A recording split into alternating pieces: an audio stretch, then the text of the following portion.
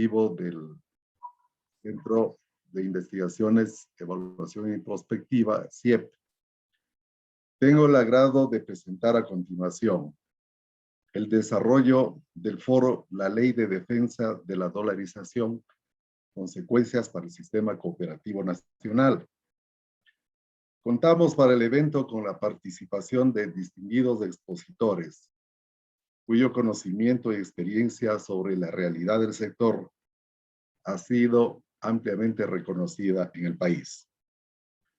El objetivo fundamental de este foro es analizar las implicaciones que en diferentes ámbitos del funcionamiento del sistema cooperativo nacional, especialmente de las cooperativas de los segmentos 4 y 5, pueden generarse una vez que ha sido aprobada por la Asamblea Nacional la Ley de Defensa de la Dolarización.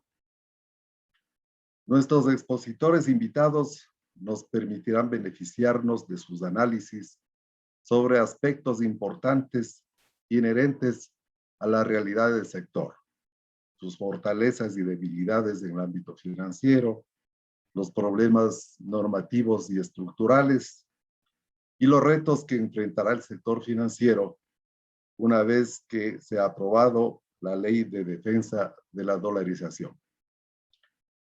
Debo señalar la gentileza del economista César Marcillo, quien ha aceptado actuar en esta tarde como moderador del foro. Se trata de un economista graduado en la Universidad Central del Ecuador, especialista en comercio y marketing internacional por CEPADE de Madrid, España. Ha sido responsable del programa de Economía Solidaria de la Universidad UTE de Quito. Es autor de varios libros sobre economía solidaria, comercio justo y cooperativismo, así como ha realizado también publicaciones de artículos sobre estos temas. Y finalmente debo señalar que ha sido expositor en numerosos eventos nacionales e internacionales. No quiero dejar de agradecer por el honor que nos brinda la presencia de tan distinguida y numerosa audiencia, y dejo inmediatamente la conducción del evento en manos del economista César Marcillo en su calidad de moderador. Los micrófonos para ti, bienvenido César. Muy buenas tardes. Un gran honor moderar este evento que vamos a hablar sobre la ley de defensa a la dolarización, y con tan distinguidos invitados que nos expondrán sus ideas, sus observaciones, sus reflexiones.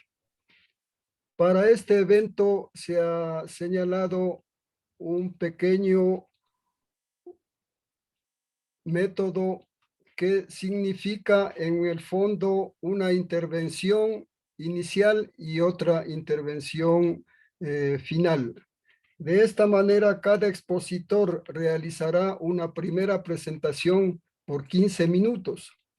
Luego de terminadas las 3 intervenciones, tendrán cada expositor 10 minutos adicionales para ir puntualizando, aclarando temas que pueden quedar necesariamente en una situación de que se entienda, que se comprenda el pensamiento de cada uno de ellos. No habrá interrupciones porque las preguntas y todo lo demás quedará para el final de las intervenciones. Los expositores obviamente pueden utilizar sus herramientas tecnológicas, presentaciones, y se abrirá siempre permanentemente la fase de preguntas dirigidas a los expositores, que serán respondidas, como señalé antes, al final. Por tanto, las preguntas que serán contestadas tendrán un máximo de 20 minutos. Aclarado este tema, voy a dar paso a la primera intervención a cargo de nuestro distinguido amigo Jorge Alejandro Villavicencio Santana. Él es ingeniero agrónomo graduado en la Universidad Técnica de Manabí, presidente de la Red Solidaria de Economía Popular del Ecuador, Redes CP, impulsor de las asociaciones de participación social, equipo de la Dirección Provincial de Manabí, cuyo resultado fue la constitución de cerca de 400 asociaciones. Se ha desempeñado como presidente, gerente y subgerente de la Cooperativa de Ahorro y Crédito Pan y Agua de Jipijapa entre los años 2006 y 2020. Integrante de la mesa técnica organizada por el equipo de trabajo de la CONAFIPS. Integrante de la mesa técnica de Economía Popular y Solidaria que fuera organizada por la Vicepresidencia de la República. Por tanto, con la palabra, mi estimado Jorge, por favor.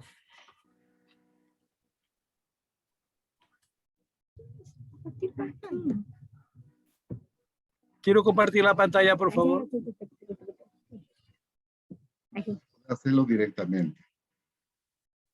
Ya, perfecto. ¿Ahí está bien? Pueden ver todo. Perfecto. Bueno, como inicialmente ya nos presentó el compañero, quiero agradecer en nombre de la Red Solidaria de Economía Popular del Ecuador, la cual me honro con presidir. Esta es una red que nació hace algunos años atrás, justamente cuando hubo otra intentona de querer, ahí sí por activos, querer eliminar las cooperativas, sobre todo del segmento 4 y 5. Esa intencionalidad no concluyó nunca y cada vez y cuando se ha venido reactivando, y a nosotros como REC nos ha tocado tener la defensa, tener la orientación para que no haya una desbandada del cooperativismo. Como todos sabemos, en los últimos tiempos la situación fue más complicada, pero ya hablaremos más adelante de eso. Quiero iniciar esta exposición recordando el artículo 311 de la Constitución, que dice: el sector financiero, popular y solidario se compondrá de cooperativas de ahorro y crédito, entidades asociativas o solidarias, cajas comunales, cajas de ahorro. Las iniciativas del servicio del sistema financiero popular y solidario y de las micro, pequeñas unidades productivas recibirán un tratamiento diferenciado y preferencial del Estado en la medida en que impulsen el proceso de la economía popular y solidaria, actividad que las cooperativas del segmento 4 y 5 lo estamos cumpliendo al pie de la letra y como dice la Constitución. Quisiera también recordar la Ley Orgánica de Economía Popular y Solidaria. El artículo 3 habla del objeto de la ley. La presente ley tiene por objeto lo siguiente: A, reconocer,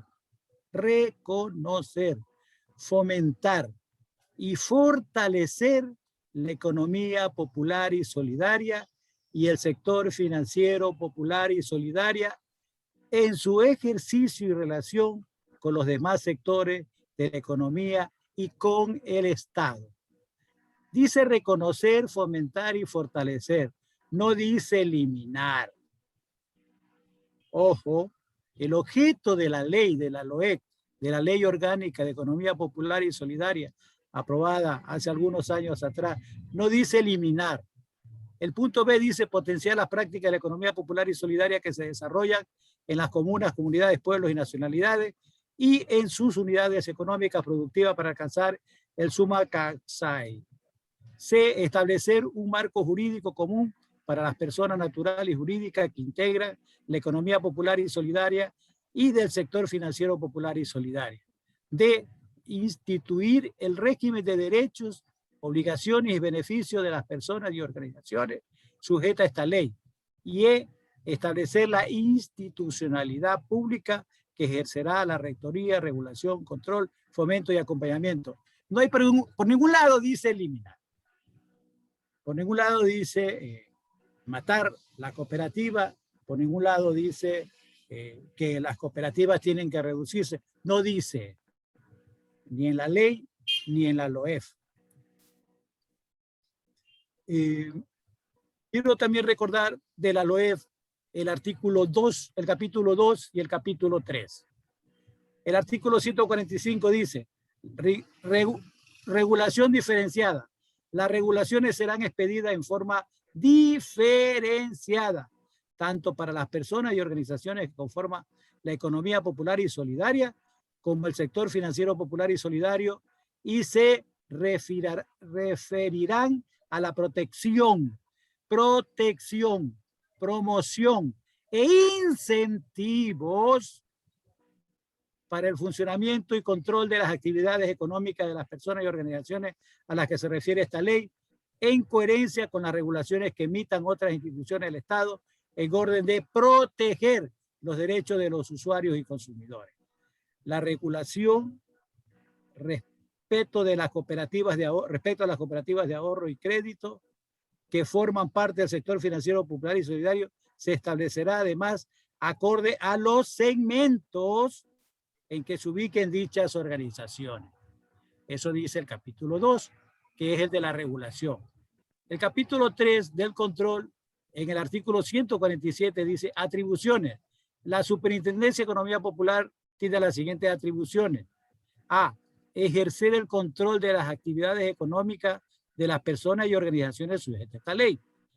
Aquí viene la parte más interesante. B. Velar por la estabilidad, solidez y correcto funcionamiento de las instituciones sujetas a su control. Por la estabilidad y solidez de las instituciones sujetas a su control. C. Otorgar la personalidad jurídica. D. Fijar tarifas. Autorizar las actividades financieras de las organizaciones. Siguiente, levantar estadísticas de las actividades que realizan. Imponer sanciones y la demás prevista en la ley y su reglamento.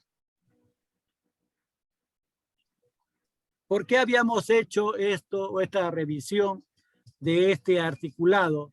Porque es importante a esta altura en que hay un interés de querer que nuestras cooperativas, que el movimiento cooperativo se reduzca considerablemente en base a una serie de normativas y ahora en base a leyes aprobadas justamente en la ley de defensa de la dolarización. Nosotros, no hay para qué repetirlo, pero estamos en total desacuerdo.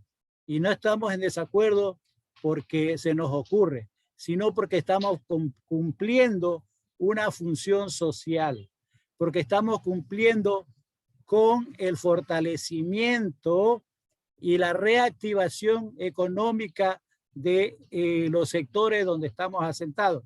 Dígase recinto, dígase parroquia, dígase barrio, dígase cantón, dígase provincia y por qué no a nivel nacional.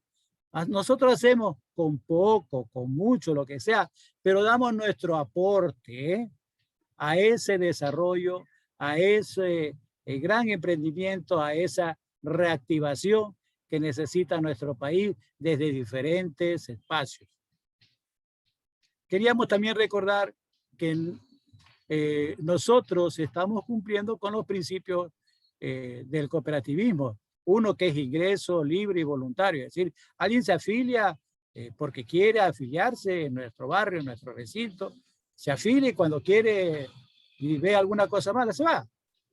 Dos, gestión democrática, es decir, puede participar de las actividades de la cooperativa en forma democrática.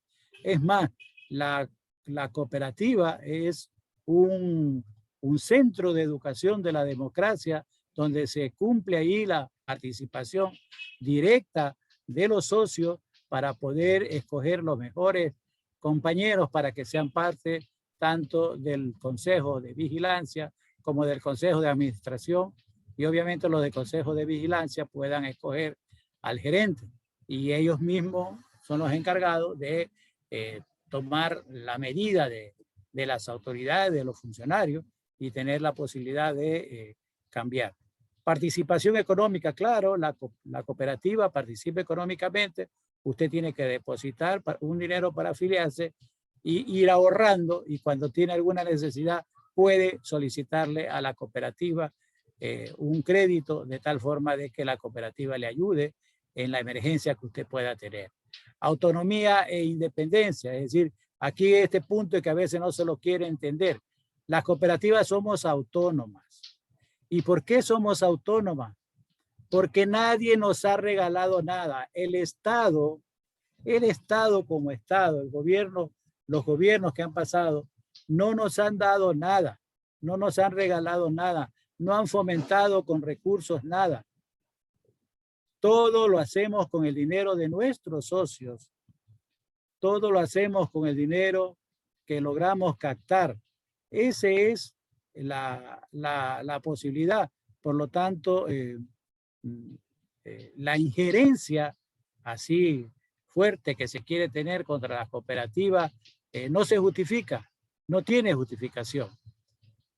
El 5, estamos en un proceso de educación casi constante y de información, obviamente, tanto la educación como la información. Cooperación entre cooperativas, aquí sí estamos bastante con problemitas. Algunas cooperativas están esperando o lanzan mensajes amorosos tratando de enamorar a determinadas cooperativas porque les interesa el espacio donde están para que se fusionen en esta nueva ola que hay de buscar funcionamiento entre cooperativas. Una cooperativa del segmento 3, 4, perdón, del segmento 1, 2 o 3, pues coquetea o le está coqueteando a las cooperativas del segmento 4 o 5 para que se pueda fusionar. Sí que exista más bien la idea que se tenía planteada en tiempos pasados, que es que las cooperativas del segmento 1 o 2 puedan ayudar a la superación, al fortalecimiento de las cooperativas pequeñas. Y lo que esto sí es muy, pero muy importante para nosotros, las cooperativas, es el interés por la comunidad. Nosotros estamos muy interesados en el desarrollo de la comunidad. Por eso, la mayor parte de nuestros créditos no son para consumo, son para fomentar la producción. Y eso lo dicen las cifras. Así que, repito, no, aunque sí damos, pero muy poco para consumo, la mayor parte de nuestros recursos son para impulsar la producción local, para la reactivación económica. Para eso es que prestamos, para eso van los recursos de nuestros socios, porque el compromiso es con los socios, no con ninguna institución, es con los socios. Y los socios lo que quieren es que su plata regrese donde ellos para poder emprender en actividades importantes.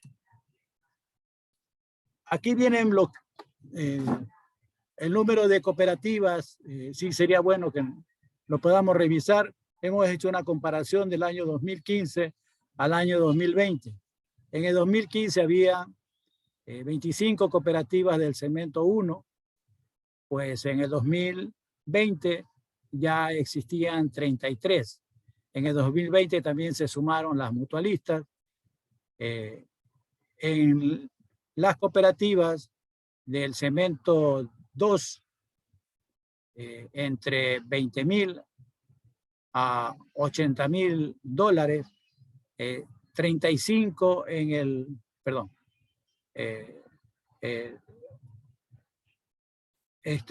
35 en el 2015 y 47 en el 2020. Las del segmento 3, 86 en el 2015 y ya eran 81 en el 2020, ya se van reduciendo. Las del segmento 4 en el 2015 eran 185 cooperativas y en el 2020 eran mucho menos, 166. Pero lo fuerte es las cooperativas que no llegamos a $1 millón. Esas cooperativas, pues, nos quedan, eran 463 en el 2015 y en el 2020 estaban 226 y de la información que tenemos ahora están mucho menos. Esta información no está actualizada, estaría hasta diciembre 2020. Creo que podemos allí considerar que hay un crecimiento de las cooperativas del segmento 1 y 2. Y obviamente por este asunto de la liquidación, de las fusiones, las del segmento 3, 4, 5 se van reduciendo, como lo dice el cuadro, ¿no? Aquí está mucho más claro cómo hemos ido en decrecimiento del número de cooperativas.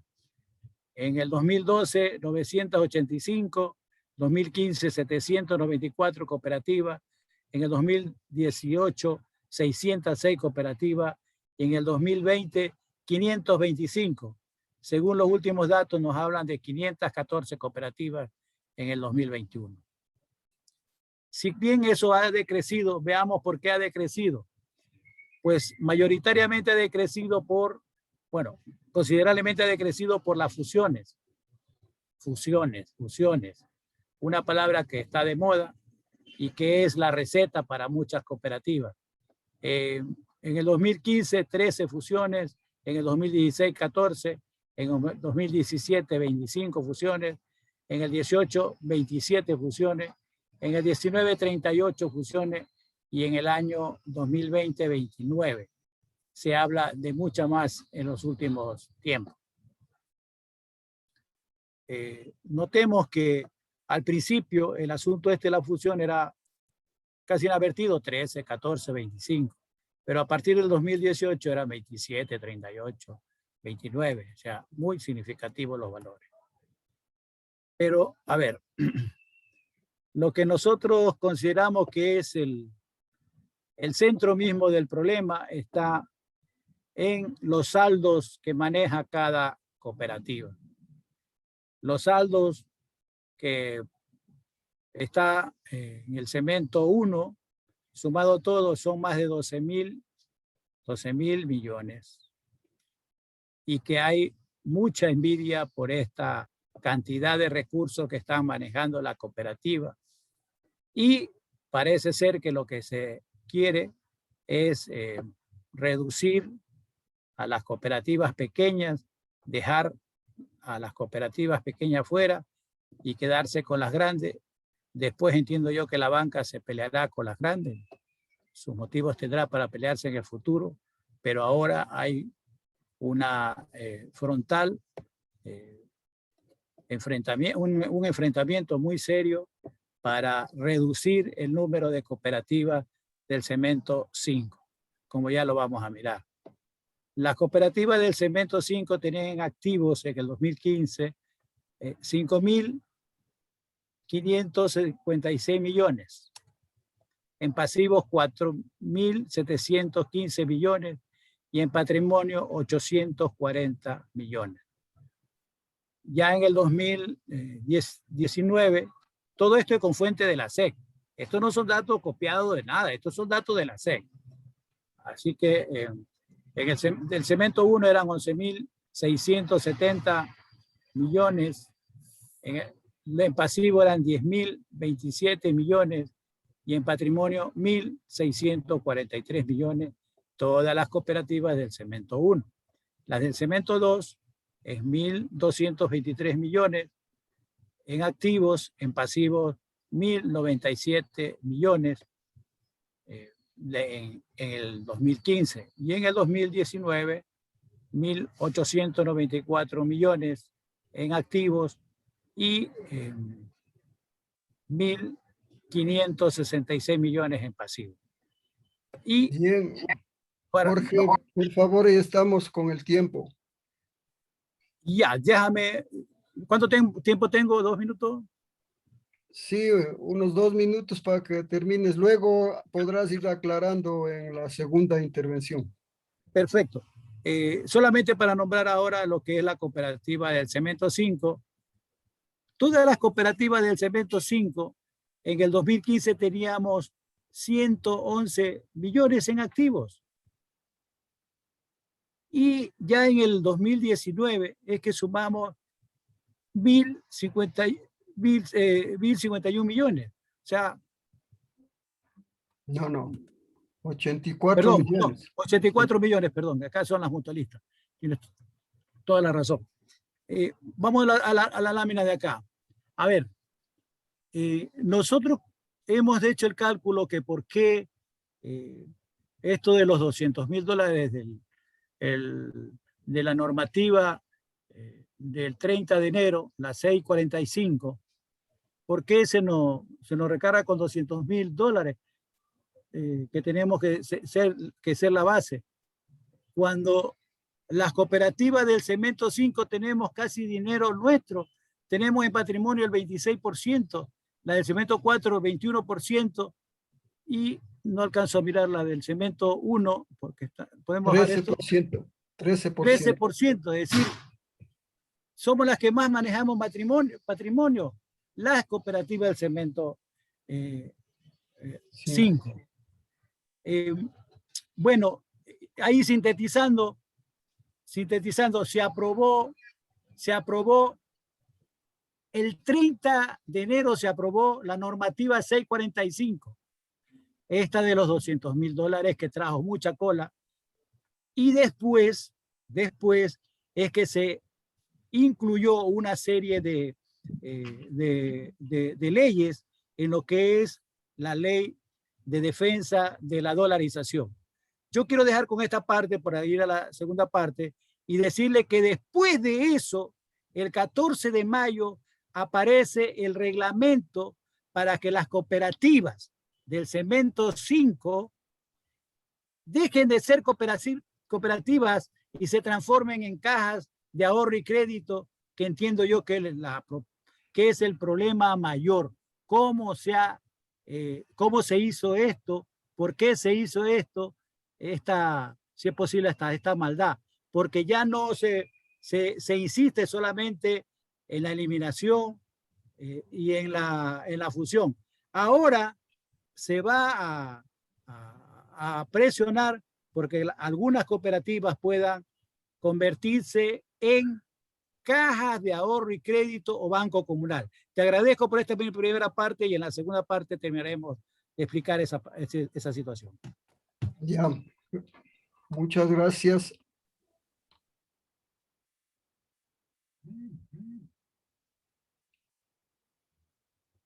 Sí, por favor, vamos a dar paso a la segunda intervención. Por favor, ya podemos entrar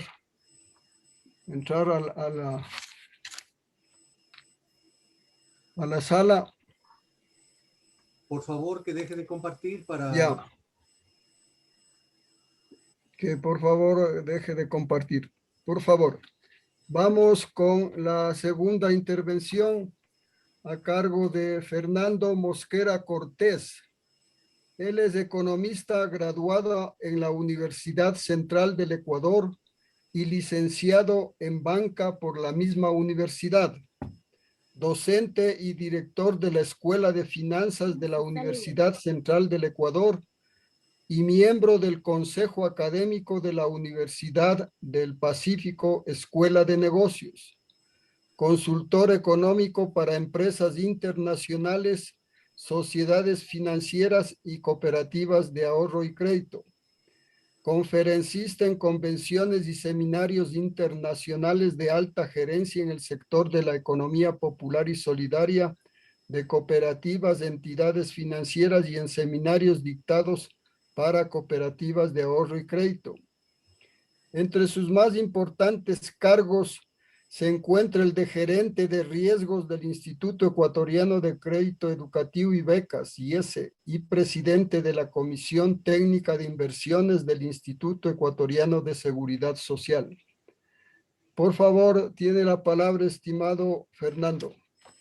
Gracias, César. Un gusto, un agradecimiento al doctor Rodrigo Albuja, principal de esta consultora, y también a los asistentes a este seminario que ya están en un grupo considerable.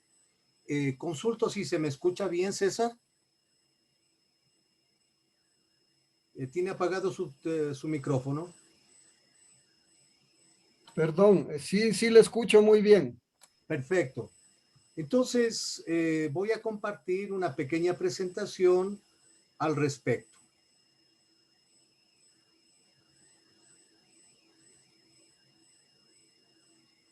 Espero que ya la estén viendo.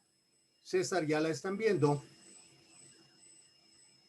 Active su micrófono, César. Sí está Perfecto. muy bien.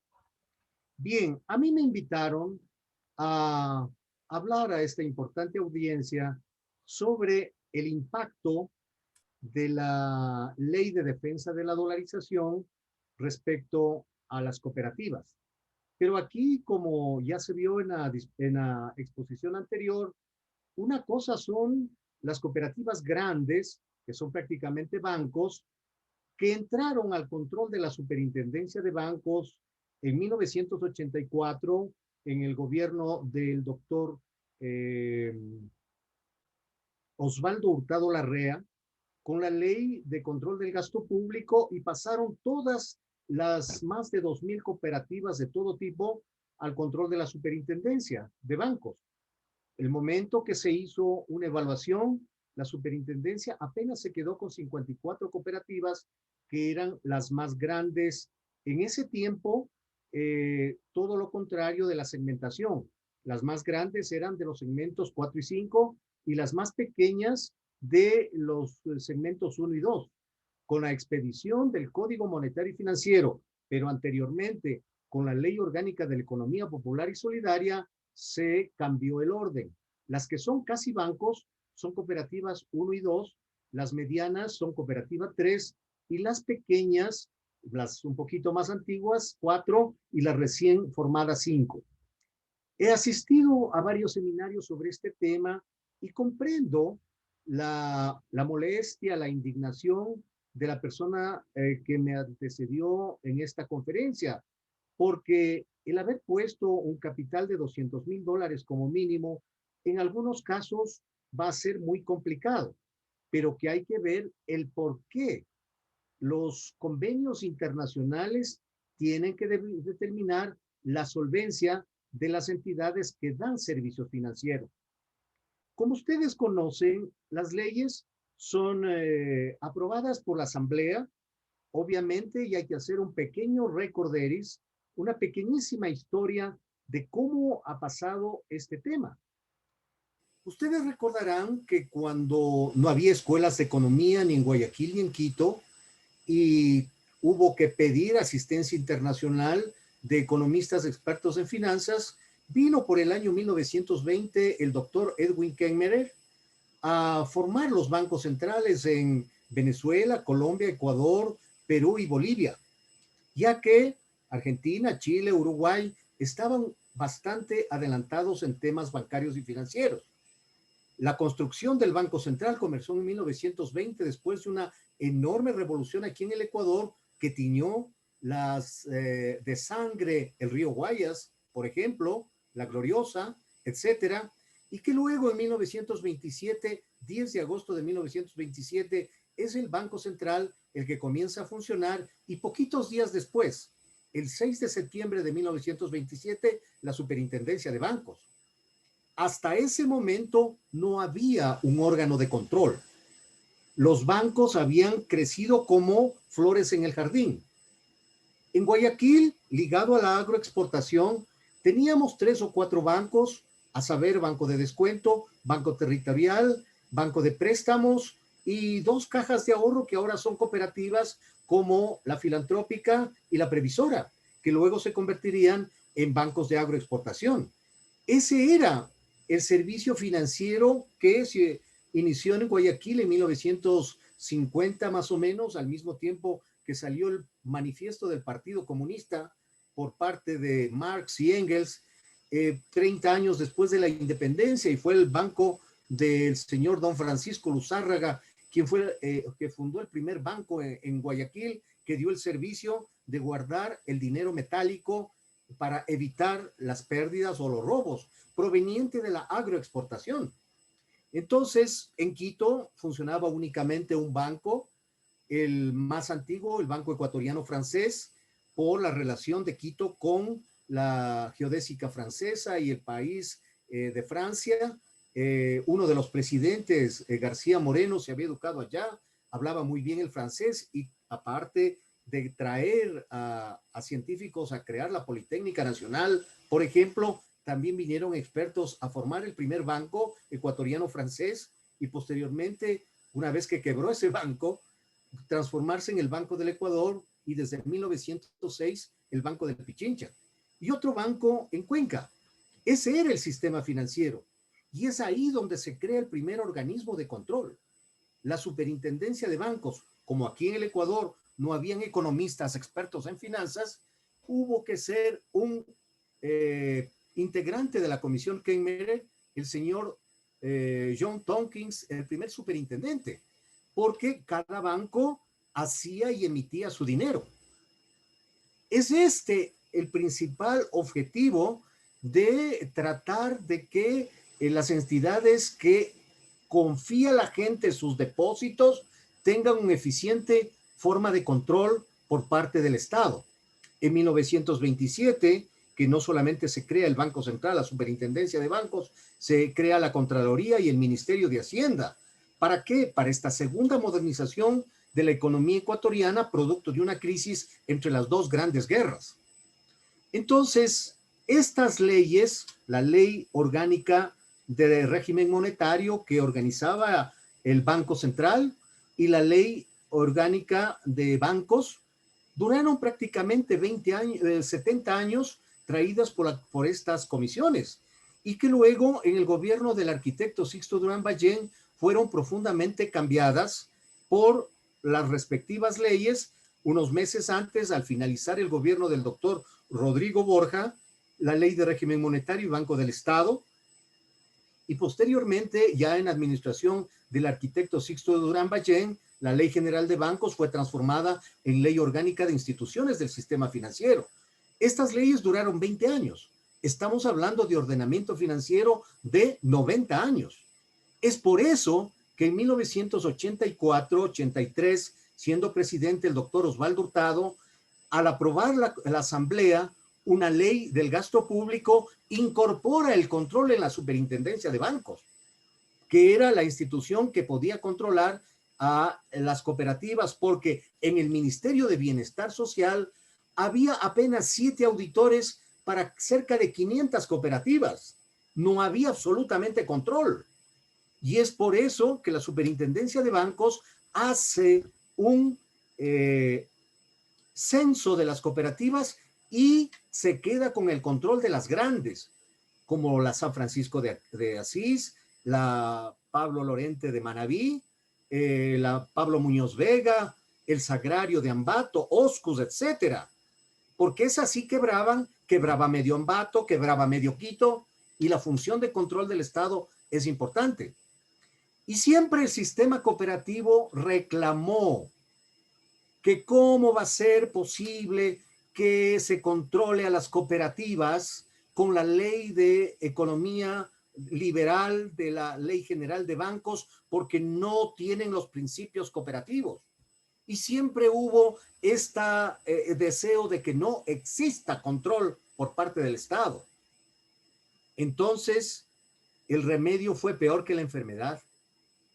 En el año 2010, gobierno del señor economista Rafael Correa Delgado, se aprueba la Ley Orgánica de Economía Popular y Solidaria, cuyo reglamento debió salir en 6 meses y salió en más de 2 años, en el 2012, que se crea la Superintendencia de Economía Popular y Solidaria y también la Corporación de Finanzas Populares, que es la versión para el sistema cooperativo de la Corporación Financiera Nacional para bancos y en ese momento para sociedades financieras.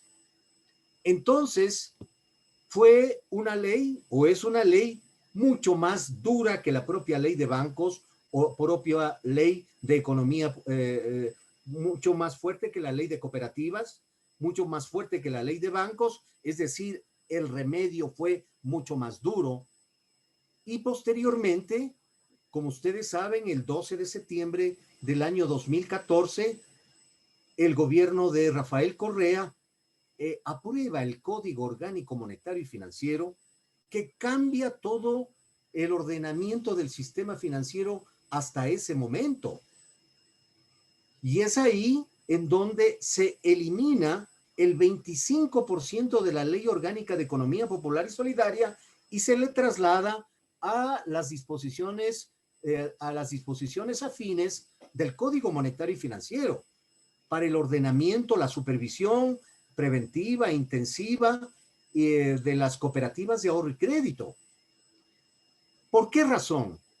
Porque existen convenios internacionales nacidos en los acuerdos del cual Ecuador es signatario, por ejemplo, de lo que se conoce como la Comisión de Basilea en Suiza. Y por lo tanto, es deber del Estado cuidar los depósitos de la gente. Y las cooperativas pequeñitas, que tienen que ser controladas de manera diferenciada, como se dijo anteriormente, tienen enormes problemas para financiar estos compromisos internacionales, como son la administración integral de riesgos, porque es dinero ajeno en la banca pública y privada. Y en la banca solidaria, que son cooperativas, cajas centrales, cajas comunales, se llega a un indicador a nivel mundial que es justamente para países en vías de desarrollo, el 9% del patrimonio técnico.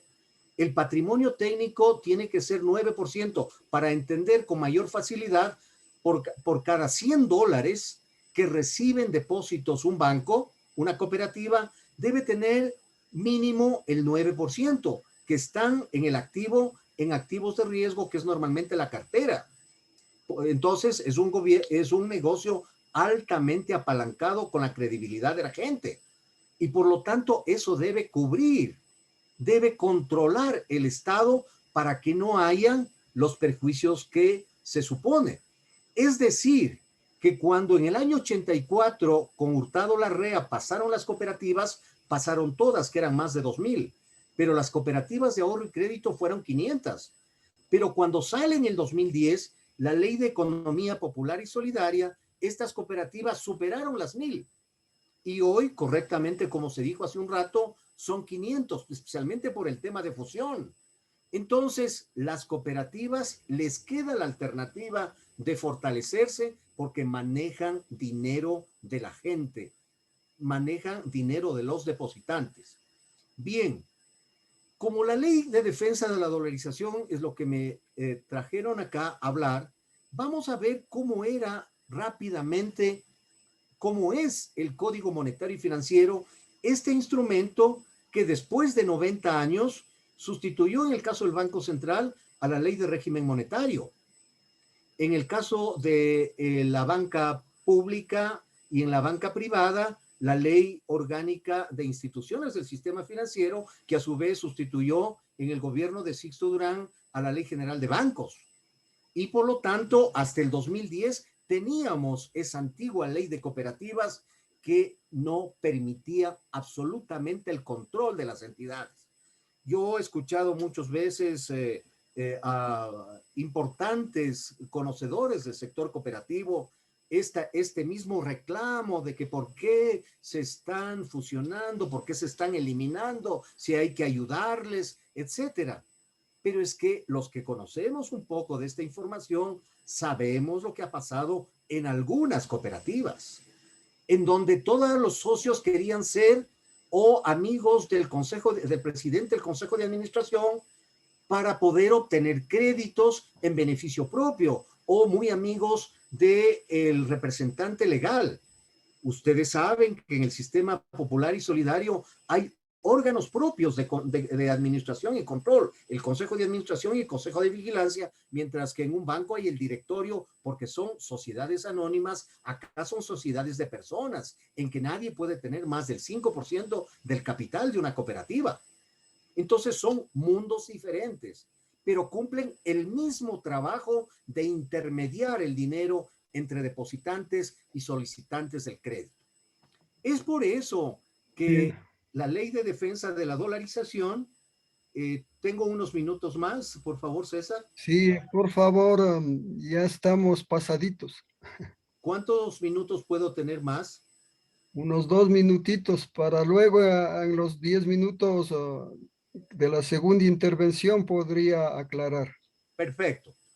En la ley de defensa de la dolarización, en las disposiciones comunes, se elimina, se trata de eliminar la dependencia y el conflicto de intereses entre los integrantes. Ahora ya no hay una junta, esa junta que reunía lo que era el directorio del Banco Central, la junta bancaria, la junta monetaria, el directorio del fondo de liquidez y del mercado de valores, y adicionalmente el órgano que gobierna la economía popular y solidaria. Recuerden que el objetivo de Correa de aprobar este código tuvo objetivos políticos, de quitarle el protagonismo al sistema bancario privado en la vida política del país y propender e impulsar, que no lo ha sabido aprovechar adecuadamente, el sector cooperativo de todos los beneficios que tiene la ley de economía popular y solidaria. Es así que en el código, el título 1 es la antigua ley de régimen monetario, el sistema monetario del Ecuador, el dinero virtual. Pero aquí viene el título 2, el sistema financiero, donde están las entidades de la economía popular y solidaria, cajas comunales, bancos comunales, cooperativas, cajas centrales y también las mutualistas, que son primas hermanas de las cooperativas, porque tampoco son sociedades anónimas. Y luego vienen las disposiciones afines, en donde están las antiguas regulaciones de la junta bancaria, porque ahora la ley de defensa de la dolarización ha partido esa junta monetaria y hay una junta de regulación financiera que está reemplazando a la junta bancaria y otra junta monetaria para propender la estabilidad monetaria. Entonces, yo sí digo que cuando salió el Código Monetario y Financiero, con FECOA, con una serie de instituciones, hicimos jornadas de 8 horas diarias por el lapso de un par de días para poder ver toda la problemática. En 15 minutos, un documento tan extenso, tan complejo, no permite sino tal vez dar una pequeña opinión al respecto. Muchas gracias por la atención. Bien. Por favor, gracias. Vamos a presentar la tercera exposición a cargo de Juan Carlos Urgilés Martínez. Él es economista con maestría en finanzas, maestría en gestión comercial y maestría en gestión empresarial. Además es profesor de segunda enseñanza. Por favor, estimado Juan Carlos.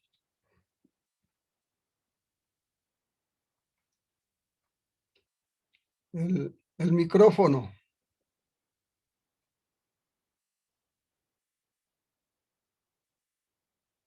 Perdón, gracias César, compañeros. No sé si me permite, César, voy a hacer mi intervención empezando con un video. ¿Me permites compartir un ratito? ¿Me espera? Quiero que vea el público este video.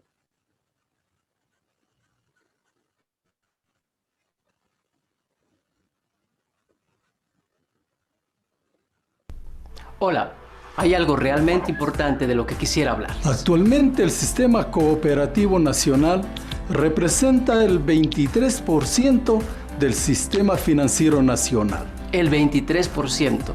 Para que puedan comparar, a nivel mundial es el 9.5%. Eso implica que hay más de 8 millones de socios repartidos en más de 500 cooperativas. Es decir, 1 de cada 3 ecuatorianos somos cooperativistas. En el sistema solidario, las finanzas no son un fin para ganar dinero, sino un medio para aportar al desarrollo de las personas y los territorios. Un desarrollo más inclusivo, más equitativo. Existen cooperativas muy grandes, cooperativas medianas y cooperativas pequeñas, pero todas son importantes. Permiten llegar a lugares, a territorios, a personas donde otras instituciones no llegan. En momentos como estos, fortalecer el apoyo mutuo es la manera de salir adelante, apoyándonos los unos con los otros. Por ese motivo, es importante valorar y defender el aporte que realiza el sistema financiero solidario para el Ecuador. Porque Ecuador es un país cooperativo.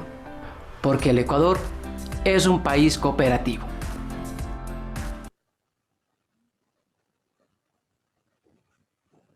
Gracias.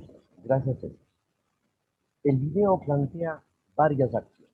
La primera, el sistema cooperativo en el Ecuador supera ya el 23% del sistema financiero nacional. Lamentablemente no está bastante concentrado. Se encuentra concentrado en 2 o 3 instituciones, en 5 y 7 instituciones que son las otras. Y eso marginaliza enormemente, y eso separa enormemente a cooperativas grandes, medianas y pequeñas. Y hace que la normativa no sea construida adecuadamente. Esa dificultad de ver la diversidad es uno de los problemas más importantes que tenemos. Pero el sistema cooperativo contribuye fuertemente a garantizar el desarrollo del empleo, el desarrollo del trabajo en nuestro país. Voy a volver a compartir, pero ahora otro video. ¿Me permite?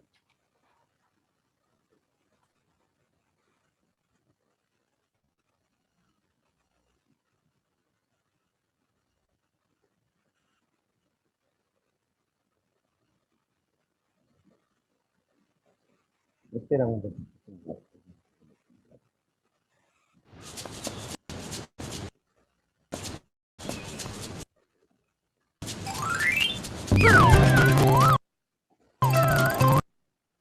Voy a ver si puedo decir.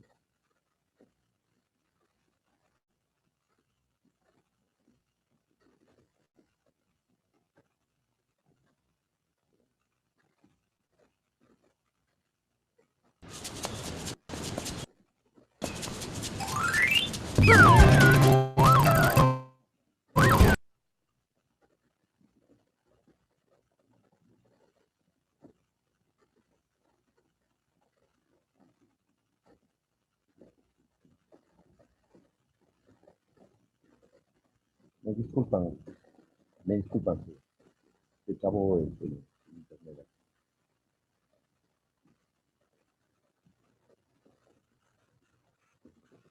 Compañeros, me disculpa, trabó el internet, tengo algún problema de internet. Espero poder que cargue el video y mientras avance un poco más. Ahí está, ya.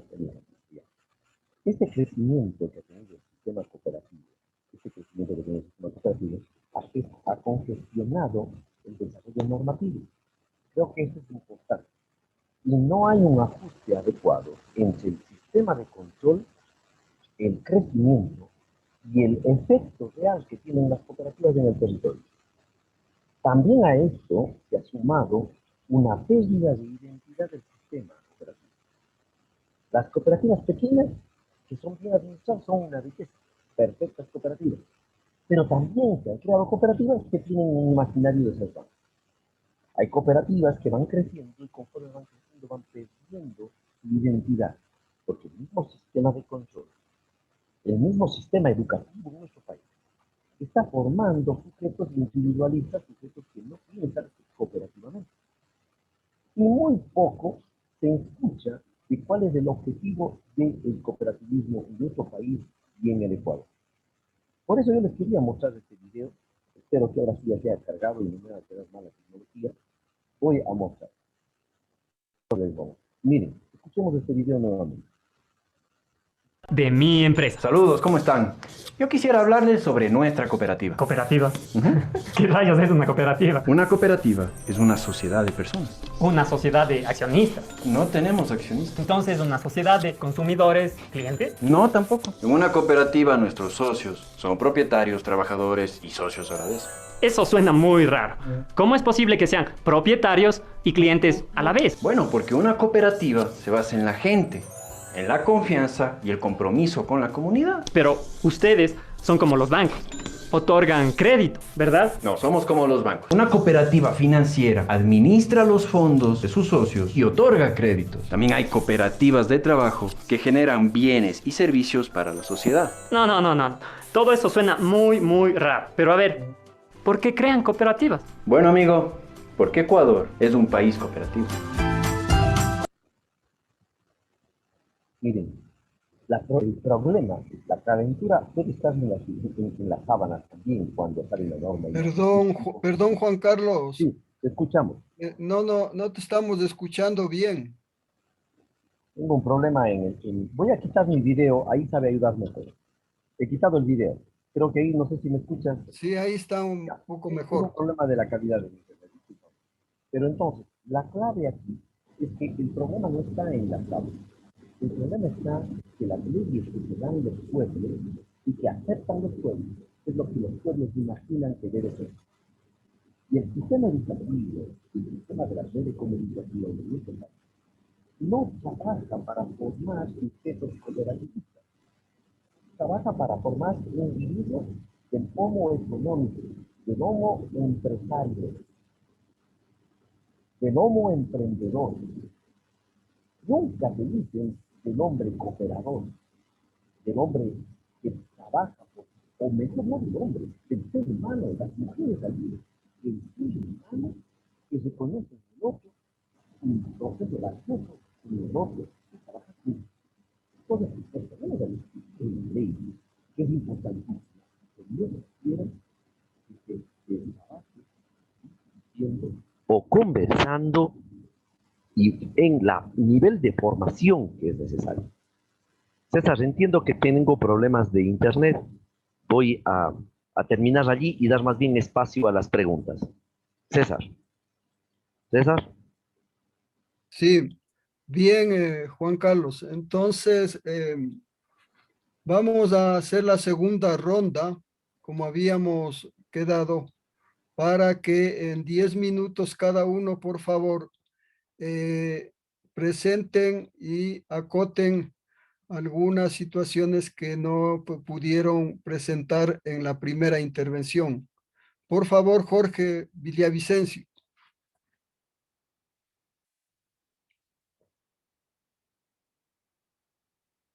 Por favor, Jorge.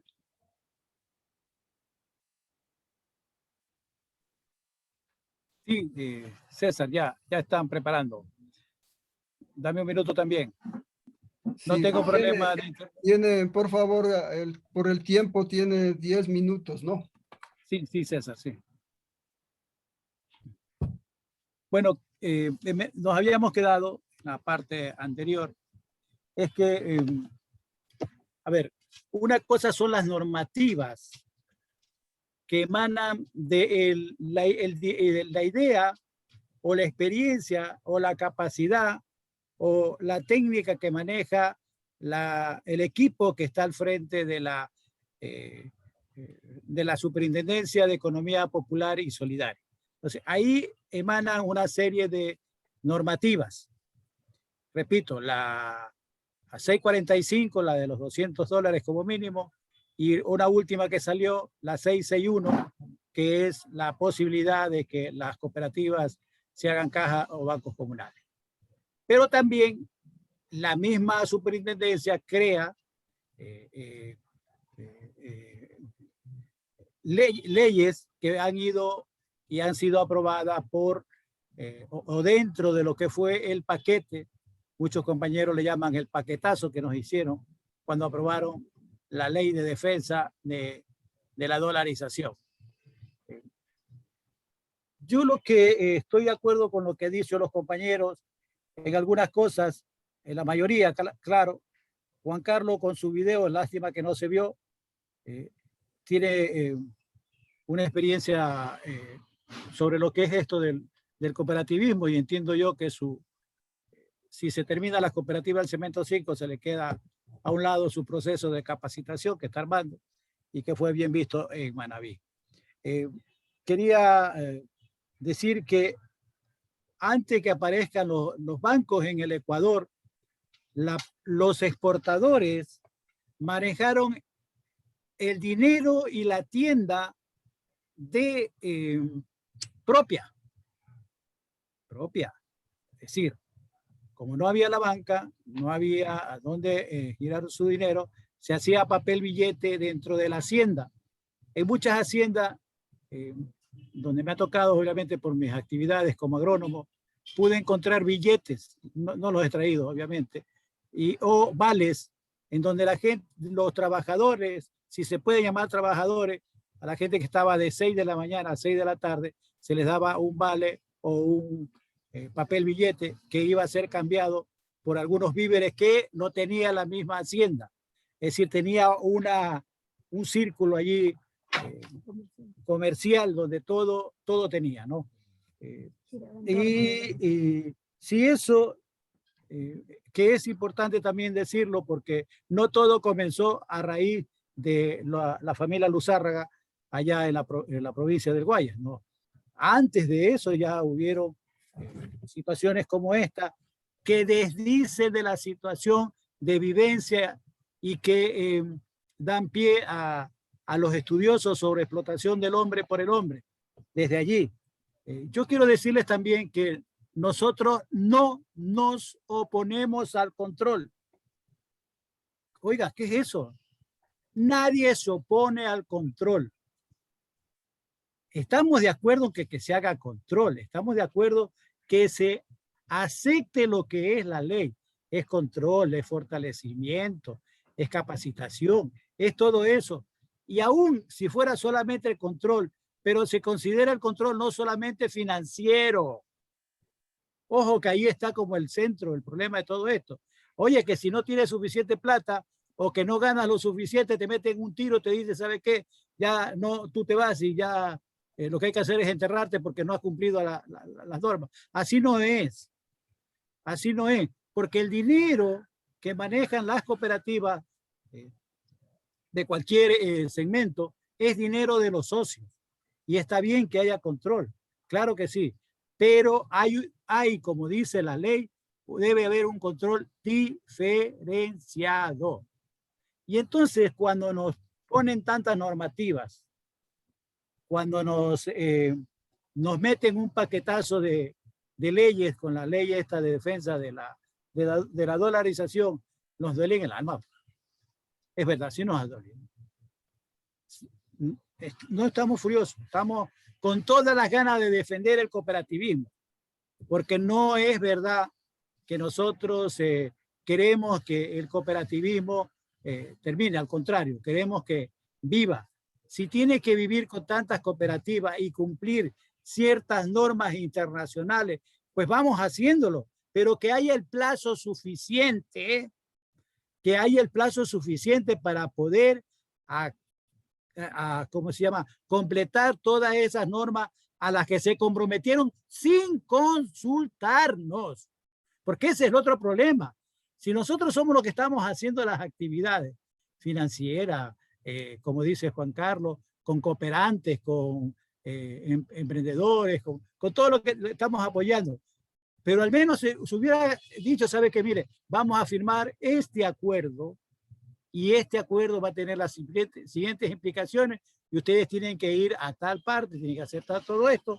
Oye, nosotros ya hemos sugerido, ¿sabe qué? En vez de ese tiempo que ustedes están proponiendo de más tiempo, y solucionábamos el problema y no estaríamos aquí discutiendo y no se hubiera hecho tanto alboroto con lo que se está haciendo, que para nosotros, te cuento, como Cooperativa del Cemento 4-5, es beneficioso porque en los últimos tiempos, las cooperativas del Cemento 4-5 nos hemos visibilizado hemos tenido la oportunidad de participar en esto y otros compañeros en otros eventos que dan la posibilidad de aclarar la situación por la que estamos viviendo y en la que estamos, a la que nos han llevado actualmente.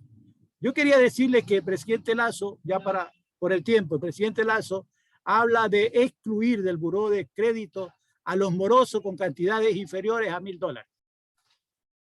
¿Quiénes son los que damos créditos a menos de $1.000? Las cooperativas pequeñas. Las cooperativas pequeñas. También todas las cooperativas, obviamente que sí, pero mayoritariamente nuestros montos andan por allí. Porque cooperativas, por ejemplo, con menos de $100.000 en activo, con menos de $400.000 en activo, tenemos que ver, y 2.000 socios, tenemos que ver cómo el PAN lo hacemos alcanzar para la mayoría o para todos, y cuando ya satisfacemos a uno, pues tener la oportunidad de cobramos eso y prestarles a otro. Y así vamos haciendo y nos hemos ido ganando la confianza con nuestra población. Pero yo les decía que la parte más complicada está en la normativa 661, que se aprobó el 14 de mayo de este año, a 10 días de que termine este gobierno, el gobierno anterior, perdón, a 10 días se aprobó la 661. ¿Qué dice la 661? Que las cooperativas, exclusivamente las cooperativas del segmento 5, que no están para fusionarse, que no están para liquidarse, no les queda otra salida que convertirse en caja de ahorro y crédito o bancos comunales.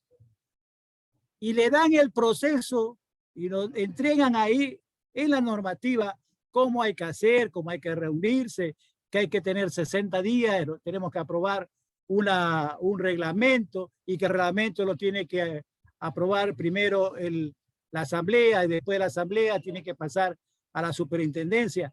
Oiga, nos dan así como que todo hechecito para que, como que dice, con las facilidades para que nos convirtamos. Si no nos han fusionado, si no nos han liquidado, no nos quedaría otra opción que convertirnos en cajas de ahorro y crédito o bancos comunales. Si era grave el 645 de los $200.000, si era grave los 12, 13 artículos que fueron aprobados por la Asamblea, por los 86 asambleístas de la Asamblea Nacional, lo de acá ya es peor, es decir, de acá, es decir, si tenemos vivo el brazo, un balazo. Si tenemos vivo la pierna, otro balazo. Si tenemos vivo el corazón, otro balazo. Es decir, por cualquier lado, según esta normativa 661, no va a quedar otra opción que la cooperativa del segmento 5 se conviertan en caja de ahorro y crédito o bancos comunales. Quiero decirle que esa intencionalidad que existe allí, nosotros vamos a frentearla en todos los terrenos, porque ya esto ya pasó de lo que dice el compañero, de que no nos dejamos controlar. Esto no tiene nada que ver con el control. No tiene nada que ver con el control. No tiene nada que ver porque es una normativa para bajar de categoría. Estando en la serie A, quieren mandarnos a la serie D para dar en terreno futbolístico. Eso no puede ser. Eso que tiene que ver con el control. Eso que tiene que ver con el funcionamiento, con la posibilidad de que las cooperativas aportemos al desarrollo del país. Ya no pasaría nada allí. Y entonces estarían en grave peligro todas las cooperativas, todas del segmento 5, porque va directamente, va para ese sector. Dice clarito la normativa, son para el segmento 5. No puedo presentar el documento, la normativa, porque no hay tiempo, pero dejo entrever de que lo revisen, es la 661, a todos los compañeros que se interesan sobre eso, donde, como decimos acá en Manabí, ya el angurriento rompió el saco. Así que no es posible, no está bien eso, no puede ser, no puede pasar. Vamos a hacer todo lo que tengamos que hacer para dejar eso a un lado, ¿no? Yo quiero agradecerte por el tiempo a los compañeros que me invitaron. Con mucho gusto, algunas preguntas estaré para responderlo y espero no haberme pasado del tiempo y sobre todo haber llenado las expectativas que ustedes tenían al habernos invitado a un representante de las cooperativas del Cemento 5, que no tiene título de economista, pero que mi especialidad me da la posibilidad de poder hablar y la experiencia que tenemos de esto y de otros temas, ¿no? Muchas gracias, compañero. Muy bien, Jorge. Damos paso a la segunda intervención del economista Fernando Mosquera.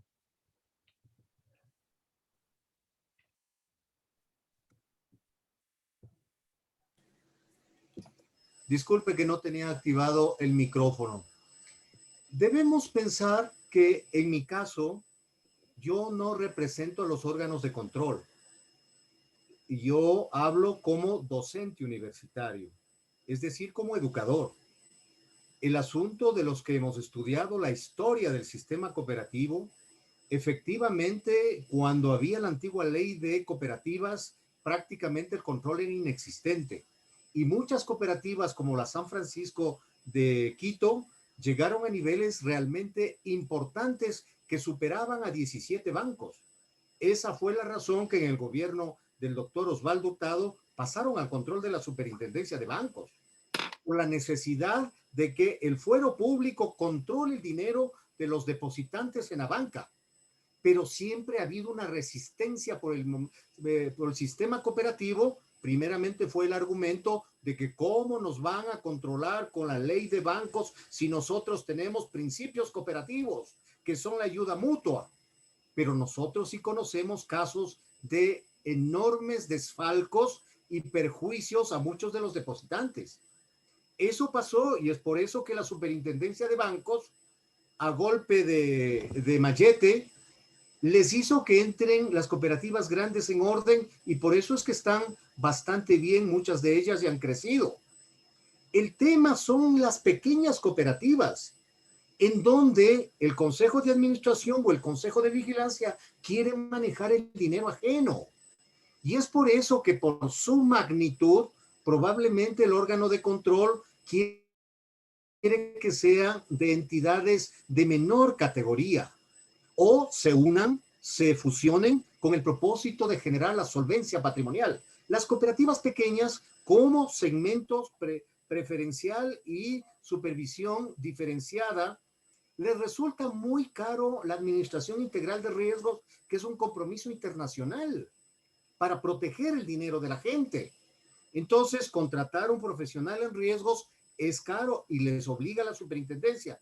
Yo he visto con lupa toda la reforma de la Ley Orgánica de Defensa de la Dolarización y realmente los problemas que nos acaba de indicar el compañero no están en la ley, porque a partir de la sección 2, artículo 445, hay algunos cambios en la Ley de Defensa de la Dolarización que está modificando el Código Orgánico Monetario y Financiero.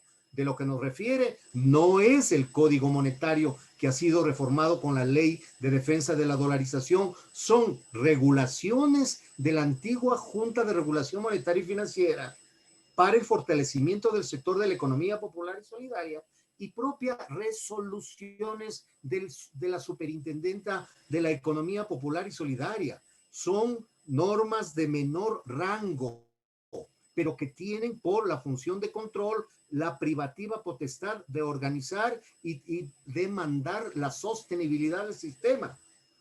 Yo tengo un gran amigo que también defiende el tema de los $200,000 de capital mínimo, el doctor Carlos Naranjo, que todos ustedes posiblemente le deben conocer. Y hemos tenido la oportunidad de conversar largo al respecto sobre este tema, pero también está el beneficio global, el beneficio de la sociedad, que se proteja el dinero de los depositantes. Es por eso que hay que la lucha para que no les bajen de categoría de la serie A a la serie B, como decía el colega, tienen que fortalecerse, tienen que levantar capital. y tienen que organizarse adecuadamente para tener administración de riesgos y haya un manejo profesional de una cooperativa para que no se perjudique a la gente que confía en esta pequeña entidad de intermediación financiera. Y para finalizar, por el tema del tiempo, solamente me voy a referir a estas reformas, que en el artículo 445 hay una nueva definición en la Ley de Defensa de la Dolarización sobre los objetivos y definición de lo que son cooperativas abiertas y cooperativas cerradas. Las cooperativas abiertas ya no pueden captar dinero de la gente, sino de sus propios integrantes, nada más a los que les darán el crédito, porque asumiendo que era una cooperativa pequeña, estaban haciendo grandes, poniendo en grave riesgo el depósito de la gente. Adicionalmente, reciben depósitos de Ley de Defensa de la Dolarización, le permite crear un canal electrónico para que inmediatamente eso pase a la cuenta única del Tesoro Nacional, para que no abusen ciertas cooperativas pequeñitas en manejar dinero fiscal, dinero público. Entonces, sí, hay que poner en una balanza el beneficio social antes del beneficio particular de los integrantes que conforman una pequeña cooperativa. Gracias, Fernando. Damos paso a la tercera intervención de los 10 minutos a Juan Carlos Urgilés. Por favor, gracias, Juan Carlos. Gracias César. Disculpa, no sé si se escucha, me puedes responder porque yo tenía problemas de internet hace un rato cuando puse los videos. César, tengo retorno. ¿Sí se me escucha? César. No se escucha bien. ¿Se escucha? ¿Se me escucha, César? Está bien bajo el audio. Estoy gritando aquí. César, ¿se escucha? Ahí se mejoró estoy un gritando, poco. César, disculparás. Pero, Bueno, perdonen, después te compañeros. brindamos un vaso de agua. Ya, no te preocupes, César. Miren, lo que yo quiero decir son 3 cosas en aras de la dificultad que estoy aquí. La primera, es importantísimo el reconocer el valor que tienen las cooperativas en la sociedad. Segundo, debe fortalecerse la metodología y el trabajo del órgano de control para que pueda hacer un control adecuado. Y tercero, reconocemos que la actividad y la legislación de nuestro país está gestionada por una incomprensión de lo que es el sistema cooperativo. Y eso todo un reto, foros como este, en donde la sociedad puede enterarse de lo que es el sistema cooperativo. Si no hay una comprensión adecuada, seguirán saliendo leyes que no son ni aceptadas ni aceptables. Eso es lo que puedo decir. César, me disculpan, pero estoy aquí a todo pulmón. No sé qué pasó. Gracias, Bien, César. bueno, muchas gracias, Juan Carlos. Procedemos a mirar si hay preguntas. Hasta ahora no tengo recibido preguntas.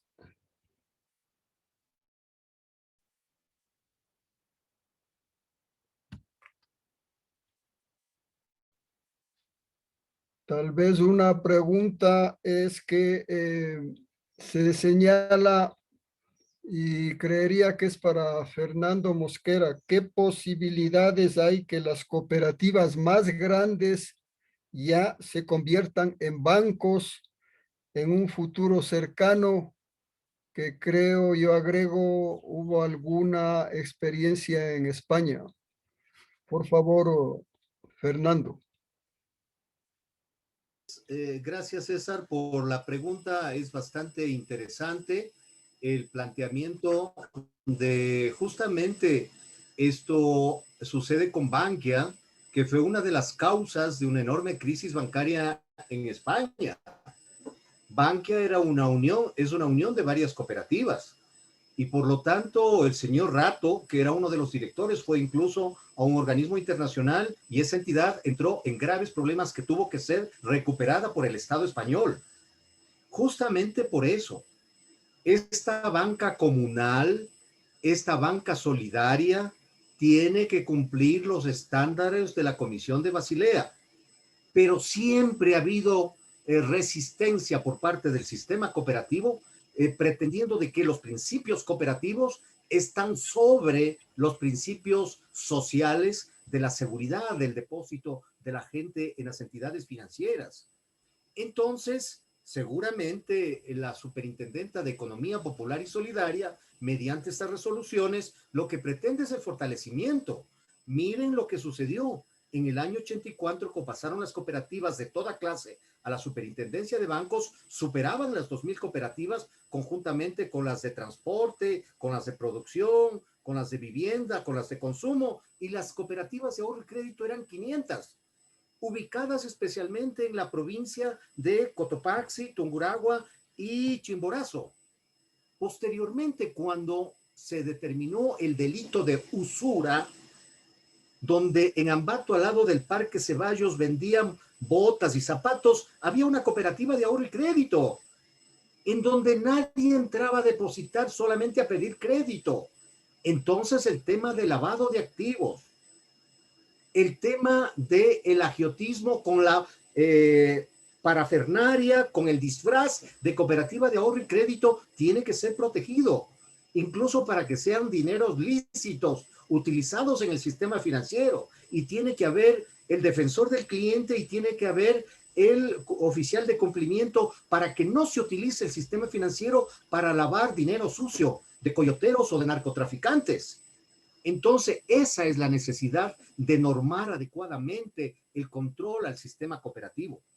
Es por eso que cuando salió la ley de Economía Popular y Solidaria, que comprendía un capítulo completo sobre el funcionamiento de las cooperativas y adicionalmente de la superintendencia, del fondo de liquidez, etcétera, fue incompleto. Y es por eso que al aprobar el Código Orgánico Monetario y Financiero, en alguna manera se mejoró el articulado y pasó al código, eliminando de la Ley Orgánica de Economía Popular y Solidaria. Lo importante de la lucha debió ser reformar nuevamente la Ley de Economía Popular y Solidaria para mejorar el asunto. Pero todas esas normativas de la antigua Junta Bancaria, que eran sobre la supervisión al sistema financiero, la supervisión preventiva, la supervisión correctiva y la supervisión intensiva, que está en función del proceso de liquidación. ¿Para qué hay un administrador temporal en las intervenciones? Para que los socios de la cooperativa no se vayan llevando hasta los muebles y después no haya cómo devolver a la gente, y el Estado tiene que poner, y el Estado todos somos todos nosotros, y tenemos que reponer, igual que lo que hicieron los banqueros en la crisis de 1999 y 2000. Es por eso que la garantía de depósitos también está segmentada para cooperativas del segmento 1 y 2 sobre los $30,000 por cuenta, porque es el 95% de los depósitos. Y ahí la de 10,000 y las de 1,000, aquellos que dan poco dinero. Pero la idea del presidente Lasso de sacar de la central de riesgos nada tiene que ver con extinguir la obligación de las cooperativas pequeñas. La obligación se mantiene y tiene que el deudor honrar en pagar. Lo único que se queda es sin la información el buró de crédito para que esa persona pueda acceder a otra institución financiera, sacar un nuevo crédito y reiniciar después de la pandemia. Entonces hay que hablar adecuadamente, y está bien si es que nosotros tenemos una capacitación agrícola, agropecuaria, lo que sea. Hay que pensar en los que somos medianamente expertos en finanzas y sabemos cuáles son los objetivos de la sociedad que debe estar sobre el interés personal. Entonces, eso tiene que quedar claro. En lo que sí me ratifico, en el pedido que le hicieron al presidente de la República actual, que para poder reactivarnos hay que bajar las tasas de interés. ¿Cómo compiten las cooperativas frente a los bancos? pagando más a los depositantes, una mejor tasa y cobrando menos en el crédito. Es por eso que la antigua Junta Bancaria había autorizado en el microcrédito tasas que van cerca del 30%. Eso es chulco legalizado. Eso no es posible para un proceso de recuperación financiera. Y por lo tanto deben bajar las tasas porque todo el mundo trabajamos para las tarjetas de crédito, trabajamos para los bancos, trabajamos para las cooperativas, tienen grandes utilidades y la pobre gente que tiene que trabajar, el campesino que es de una cooperativa de producción agrícola, el comerciante, el intermediario se lleva todo el rendimiento y al pobre campesino le paga valores básicos. Hay que cambiar y por lo tanto hay que capacitar. Estos elementos, como está haciendo esta organización, deberíamos hacerlo, pero a jornada completa para tener el tiempo suficiente de argumentar sobre las cosas que defendemos. Gracias, César. Bien, concomitante con lo que acaba de señalar Fernando, sería también que nos agregue si ¿por qué se aplican los parámetros de los acuerdos de Basilea a las cooperativas pequeñas? No se aplica con la severidad que es al segmento 1 y segmento 2, que tienen que cumplir casi como los bancos. Por decir, un banco mediano tiene que tener un departamento de riesgos de por lo menos 4 personas. El director de riesgos que tiene que saber riesgo de crédito, mercado, liquidez y operativo. Y en una cooperativa pequeña apenas hay una persona, porque tiene que cumplirse el acuerdo internacional de la supervisión bancaria. Es que no es negocio privado. La cooperativa es la depositaria del dinero público y por lo tanto la función del banquero cooperativo, del banquero solidario, su primer misión es proteger el dinero de los depositantes. Por eso es que es intermediación financiera, toma el dinero del capital social en el caso de un banco y del capital solidario en el caso de una cooperativa, une a los depósitos y presta y corre el riesgo de crédito al prestar ese dinero. Hace intermediación financiera. ¿Por qué las cooperativas para poderse fondear y para poder crecer no intervienen en el mercado de valores? Tienen toda esa oportunidad. Artículo 194 del Código Orgánico Monetario y Financiero. Entonces, ¿por qué aplica el órgano de control las disposiciones de Basilea? Porque son acuerdos internacionales de obligatorio cumplimiento que incluso están sobre la Constitución de los países. Y si es que nos metemos a soldado, hay que saber marchar. Y por lo tanto, si nos podemos organizar una entidad financiera pequeña, mediana o grande, con responsabilidad, hay que cuidar el dinero de los depositantes. Por eso se aplican las disposiciones de Basilea. Bien, finalmente, para concluir con su intervención, Fernando, las preguntas son que tenía usted un gráfico de cómo iban bajando las cooperativas en su identificación.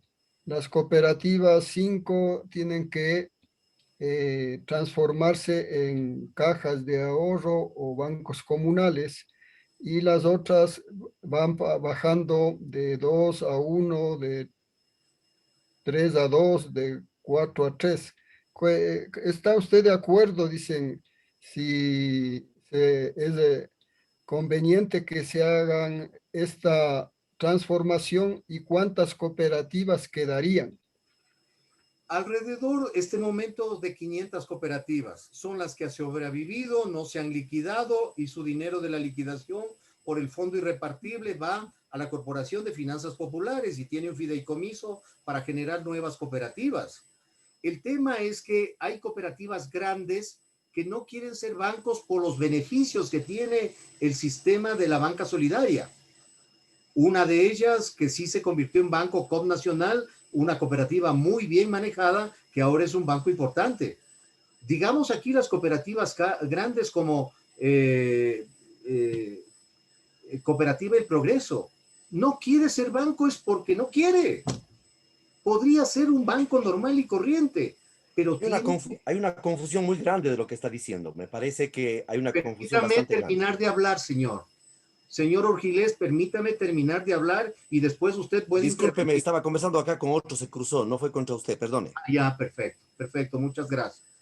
Entonces, en ese sentido, creo yo que las cooperativas grandes no quieren hacerse bancos porque el sistema cooperativo tiene muchos beneficios que no son aprovechados por todo el sistema. Recuerde usted lo que acabo de decir hace un momento. La intencionalidad política de Correa fue bajarle el perfil de participación política al sistema bancario privado. Muchos de los gerentes han sido presidentes de la República, como actualmente el que tenemos. Y lo que quiso es impulsar la economía popular y solidaria para que sea una alternativa financiera. Pero si queremos entonces ser fuertes, tenemos que ordenarnos adecuadamente. Y entonces nadie les puede obligar a las cooperativas grandes que se hagan bancos, pero sí a las cooperativas que tienen poco músculo financiero, sería mucho más adecuado que bajen de categoría para que se fortalezcan y en el futuro puedan ser cooperativas poderosas, fuertes y administradas adecuadamente. Entonces, yo pienso que en donde está fallando enormemente es la Superintendencia de Economía Popular y Solidaria en hablar, explicar a la sociedad los beneficios de una reestructura de esta institución, que lastimosamente son también condicionantes de los organismos internacionales que nos entregan préstamos para el financiamiento del país y que han visto que muchas cooperativas podrían tener en el corto plazo, peor todavía ahora con la pandemia, peor todavía con la ley de utilidad de ayuda humanitaria que ha traído enormes perjuicios no solamente al sector de la economía popular y solidaria. En el caso del BIES ha sido terriblemente perjudicado por estas disposiciones. La cartera vencida del crédito hipotecario en el BIES, aunque es otro tema, ha pasado del 11%, que es 4 veces lo que es en el sistema bancario general, al 16%, porque la gente se ha quedado sin empleo. Entonces queremos también que las cooperativas pequeñas que no tienen suficiente músculo financiero perjudiquen a la gente para que sea el fondo de liquidez el que tenga que salir a pagar a los depositantes y que en todo caso ese pago no es un regalo, es un préstamo, que luego que se venden los activos, el liquidador ya primeramente el administrador temporal va a la cooperativa para que no se terminen llevando todo y luego viene ya el interventor. Y si la situación no mejora, pasa al liquidador para saber construir un nuevo balance, poder recuperar los activos y pagar a los depositantes. Esa es la función del Estado, proteger a quien confía en una institución financiera, porque no es un negocio particular. No es un negocio como poner una zapatería o un restaurante, es el dinero de la gente. Por lo tanto, creo yo que en eso la Superintendencia de Economía Popular y Solidaria está fallando enormemente. Nosotros como consultores hemos ayudado a hacer todos los manuales de riesgo de crédito, de riesgo operativo, a muchas cooperativas que han sido nuestros clientes, porque han entendido que aplicar riesgos es hacerle más rentable a la cooperativa, es fortalecerle. Pero eso cuesta, porque es una capacitación que tiene que entender todo el personal de la cooperativa. Gracias, César, por la participación. Gracias. Hay una pregunta para Jorge Villavicencio. Por favor, textualmente voy a leer.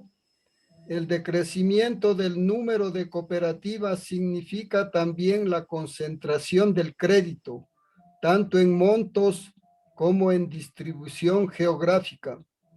¿Cuáles son las cifras del país sobre este fenómeno y qué sectores del país están quedando sin el servicio? ¿Qué políticas aplicarán las cooperativas para la concesión de créditos a los socios que fueron beneficiados con la exclusión del buró de crédito? Por favor, Jorge.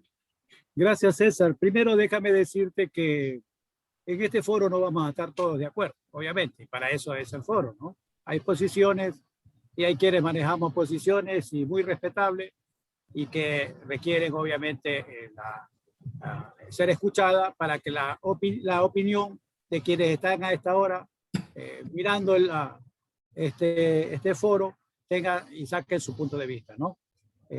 Yo creo que la vaca se olvidó de cuando fue ternera. Eso decimos acá con mucha regularidad. Es decir, las cooperativas todas no nacieron con los 1.000 y tantos millones que manejan algunas cuantas cooperativas. Las cooperativas nacieron pequeñas y fueron creciendo de acuerdo a diferentes situaciones. Ahora, yo lo que sí creo es que a los niños ricos es así como a los niños ricos. No hay quien les obligue a hacerse bancos. Y no quiere, nadie los obliga, no se hace. En cambio, a los pobres, a las cooperativas con medio, no pobres, nosotros somos ricos también, a las cooperativas con menos activos, entonces sí, ahí le imponen esta medida, esta otra medida. Ahora apareció esto de Basilea, antes aparecía, por otros analistas, aparecía el asunto de que era una imposición del Fondo Monetario Internacional. Entiendo que eso está cruzado y bueno, sus situaciones tendrá. Ahora, ¿qué es lo que va a pasar? ¿Qué es lo que va a pasar con aquellos compañeros que dejaron de recibir crédito en los tiempos de la pandemia? Pues no dejaron de recibir crédito. Tranquilo, tampoco tuvimos desbande que la gente sacó, nuestros socios no sacaron el dinero que tenía. Todo el mundo comprendió, las cooperativas pequeñas comprendieron de que su dinero, si no lo necesitaba, por ejemplo, si tenía $1.000, necesitaba 50, sacaba 50 y hablaban con los gerentes para decirles, ¿sabe qué? Ayuda a la otra gente que esté más jodida que nosotros. Y entonces ahí se cruzaba lo que es la confianza y la solidaridad entre los socios. Ahí, que es una parte que no mucha gente entiende, porque todo el mundo entiende es que cuánta plata tiene, cuánta plata con eso es lo que vale, ¿no? Acá no, acá en los barrios, en las parroquias, en los cantones incluso se daba yo no creo esta bondad que teníamos de poder realizar esta actividad solidarias. Yo lo que creo, y por la pregunta, para contestarle a quien con mucho cariño, lo que veo es que las cooperativas pequeñas estamos dispersas en un territorio nacional. Nosotros no nos concentramos en los, dígase, Cuenca, Quito, Ambato, Riobamba, con mucho respeto para quienes están allí. Nosotros nos vamos a las parroquias adentro, en Pucayacu. Nos vamos a San Plácido, acá en Manabí, nos vamos a la Manga del Cura. Allá está nuestra cooperativa. Obviamente donde no llega la banca y donde le va a ser muy difícil poner una agencia o una oficina o qué sé yo, una sucursal a una cooperativa que está enseñada a las comodidades y a los sueldazos de quienes las administran o de quienes han tenido especialidad en ese tipo de campo, que allá adentro no existe. Pues allá vamos nosotros. ¿Dónde también vamos? Vamos ahí a los barrios. Claro, ahí nos metemos. No que les van a robar, no importa, nosotros no, porque vamos y hacemos vamos a ayudar a nuestra población, y con eso la población siente que llega una institución que va a ayudar a sus padres, va a ayudar a sus primos, va a ayudar a sus hermanos, va a ayudar tanto para captar sus ahorros y también para prestar. Es decir, esta es la situación que tenemos en este rato. Sí, pasa lo que esta exigencia, como se dice, que pasa de la Serie A a la Serie B, no es solamente que se pasa de la Serie A a la Serie B, las condiciones son otras. Claro, son otras. Y no nos vengan con el cuento, y ahí sí, no nos vengan con el cuento, que hay que ver que vayan a la Serie B, que se hagan caja de ahorro, o bancos comunales para que se fortalezcan y después si están fortalecidos se vuelven a la Serie A. No es verdad, pues. No es verdad, no es posible esa propuesta. Por favor, no hay que mentirle a la gente, hay que ser muy claro, pero cuando eres un banco comunal, una caja de ahorro y crédito, la misma ley te dice que tienes que ir a un registro y ni siquiera te dice a qué registro tienes que ir a inscribir. Así que nosotros aspiramos y esperamos que se pueda llegar a que haya un acuerdo nacional, a que se entienda la problemática del cooperativismo, de todas las cooperativas y que sea respetable. Si algunas quieren hacerse banco, pues eso no lo vamos a impulsar nosotros. Nosotros seguimos pensando que el sistema cooperativo somos 514 cooperativas y todas son importantes. Gracias, César. Sí, hay una pregunta que insiste, Jorge, en el sentido de ¿cuántas cooperativas consideras que con este sistema quedarían? Mira,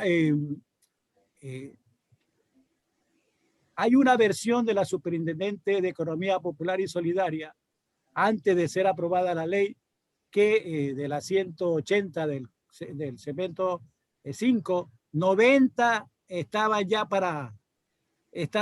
yo decía en otra ocasión, en otro programa, ya estaban en UCI, ya estaban con el tubo ya puesto, y entonces 90. Pero eso era por efecto de la fusión y de la liquidación. Ahora, haciendo las cajas de ahorro y crédito, para mi concepto no queda una del segmento, o quedaría tan poquita del segmento 5. Así que de eso estamos hablando. Y cuidado con decir que estaban haciendo las cosas mal las cooperativas cerradas. Oiga, las cooperativas cerradas han atendido y vienen atendiendo justamente a sus socios, a sus partes de personal, y con eso se han fortalecido o se han quedado del porte que sea. Pero no le vengan a pedir $200,000 a una cooperativa que tiene menos de 100,000. Oye, así no puede ser. Gracias, César. Bien. Hay dos preguntas para Juan Carlos Urgilés. La primera, en varios sitios en espacio de 2 y 3 cuadras se encuentran 3 y 4 cooperativas. Tal vez esa competencia no es tan adecuada y una fusión sería más saludable para los usuarios. Dos palabras. ¿Son realmente cooperativas? ¿Son realmente cooperativas de esas instituciones? ¿O son negocios familiares que pretenden ser cooperativas? Primero. Y si son cooperativas, hace tiempo debieron trabajar juntas. Gracias, César. La segunda pregunta. ¿Cómo se puede satisfacer tanto un buen control de las cooperativas como de la ayuda a las mismas sin perjudicar su funcionamiento, brindando seguridad a los usuarios y su economía? La excelencia es algo primordial para el Ecuador. ¿Existe alguna cooperativa en estos momentos que tenga una calificación alta y que tenga unos riesgos fuertes? Bueno, varias cosas. La primera, igual así respondiendo contundentemente. ¿Cómo tener cooperativas de calidad? A las cooperativas pequeñas y a las cooperativas grandes hace falta un balance social. Y el órgano de control tiene que gestionar el balance social.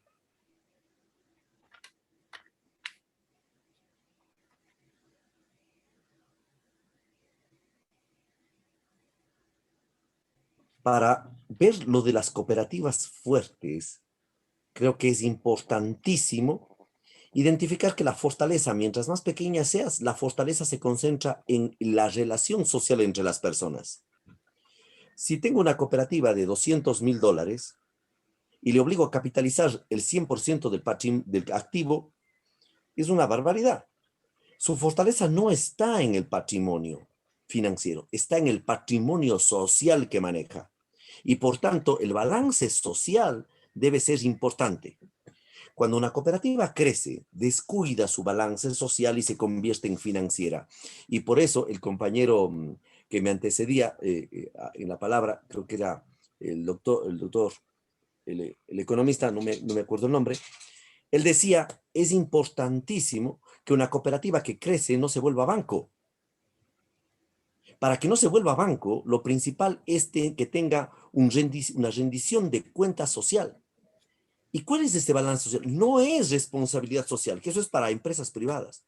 El balance social tiene otros conceptos que deben ser analizados. Entonces, para responder, yo diría, es vital dar el peso que debe ser al balance social para que tanto ayude a las pequeñas, no haciéndoles perder su nivel de control, y para las grandes, no haciéndoles perder su identidad. Para las pequeñas, garantizando que si son cooperativas, avancen como cooperativas. Gracias, César. Las preguntas son complejas. Ahí les respondí. Gracias. Bien. Bueno, hemos terminado las preguntas y me correspondería hacer una breve reflexión de lo que hemos escuchado a fin de que las personas que nos han honrado con su presencia puedan volver a insistir en lo que han escuchado e ir tomando sus propios criterios.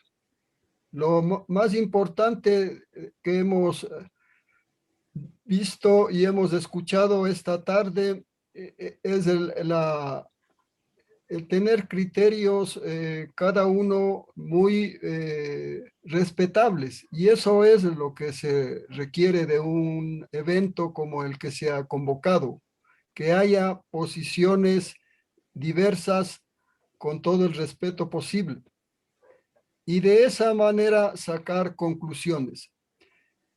Se ha mencionado primero la realidad de lo que es el sector del sistema financiero popular y solidario, que debe ser considerado en forma diferente a lo que es la realidad bancaria primero. Segundo, que dentro del sistema financiero popular y solidario, y especialmente en las cooperativas, se diferencian por su tamaño, y por eso existen 5 segmentos, en donde el primero y el segundo son las más grandes del país y obviamente están acaparando muchas ciudades en el país. Mientras que las del segmento 3 y especialmente 4 y 5 están localizadas, son locales, no están expandiéndose hacia otros territorios. Y por ello también se pide que la situación de control, de manejo, de administración sea diferente.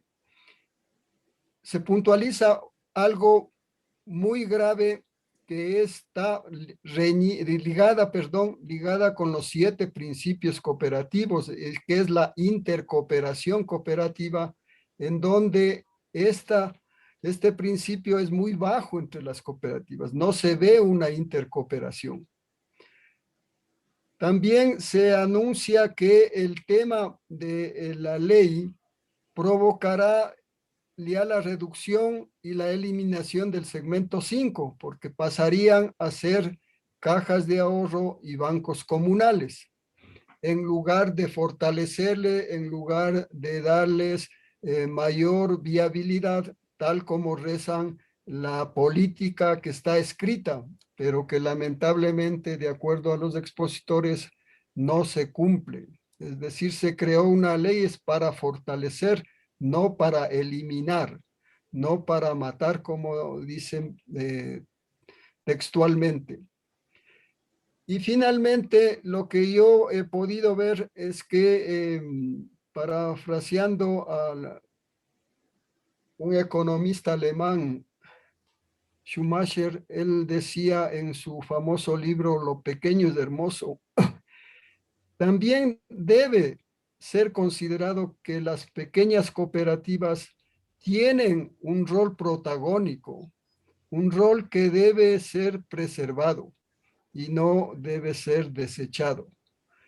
Por tanto, el mensaje es que habrá que ver qué situaciones se están dando, especialmente en el sentido de exigir un fortalecimiento de la noche a la mañana, sin el tema de que se les dé más plazo, se les permita en el tiempo ir haciendo lo que al final se dice el balance social, porque no en las pequeñas cooperativas el balance social es mucho más que el balance financiero, porque la ayuda que prestan al sector productivo, como se ha dicho, es mayor que lo que se concede al crédito de consumo. Y en eso yo agrego algo por la cifra que presenta la Superintendencia de Economía Popular y Solidaria y que es un reto para todas las cooperativas, es cambiar los indicadores en donde se habla del 54% para crédito de consumo de todas las COACs, de todas las cooperativas de ahorro y crédito, y el 46% se divide en crédito a las microempresas y otros créditos de vivienda, etcétera. Cuando lo que señalan el representante de las cooperativas pequeñas es que las cooperativas pequeñas en cambio sí dan mayor porcentaje a crédito de producción. Con estas palabras he tratado de sintetizar este valioso conversatorio que siempre dejará mayor tela para ir cortando en otros eventos. Muchas gracias al CIEP, muchas gracias a Rodrigo, muchas gracias a los compañeros que me han colaborado para esta moderación.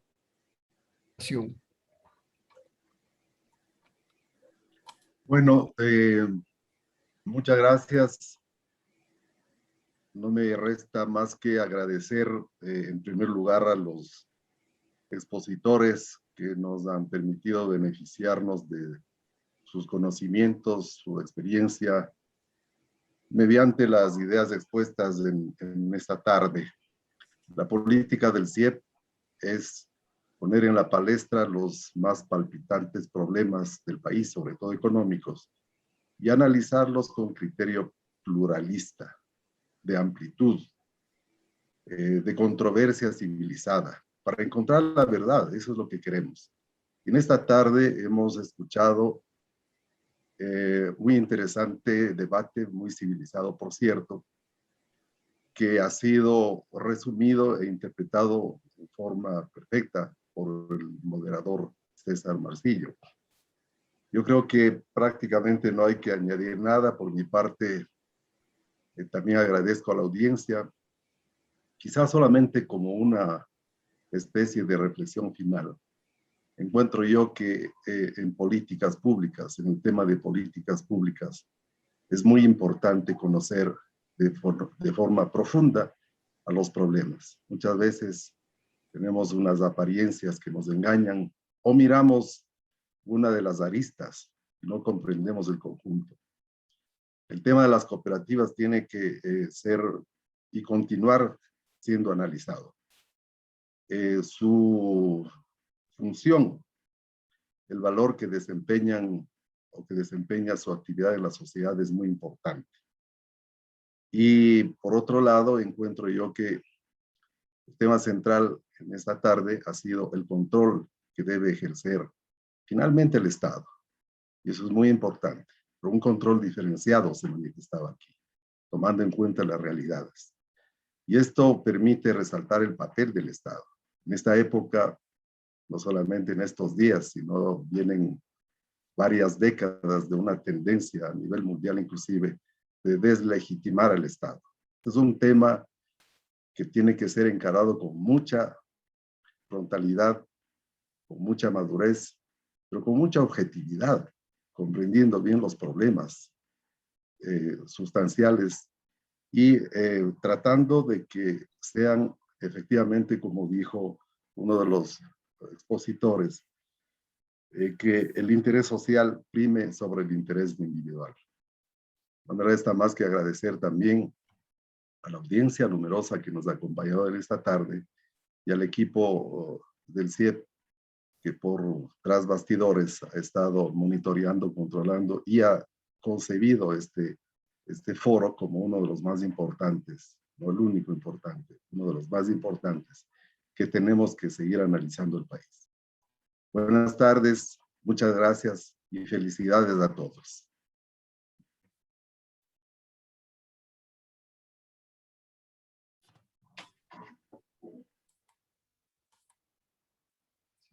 Buenas. Gracias, César. Gracias a todos. Buenas tardes a los expositores, amigos. Gracias, César. Gracias, César. Disculpe Gracias, que no haya podido prender la cámara. Tuve un problema con la señal, pero muy bueno el debate. Bueno. Gracias. Bueno, Juan Carlos, para otra vez, Jorge y Fernando. Buenas noches. Gracias con todos. Gracias, Jorge, Fernando, Juan Carlos y muchas gracias, César. Bien. Hasta pronto.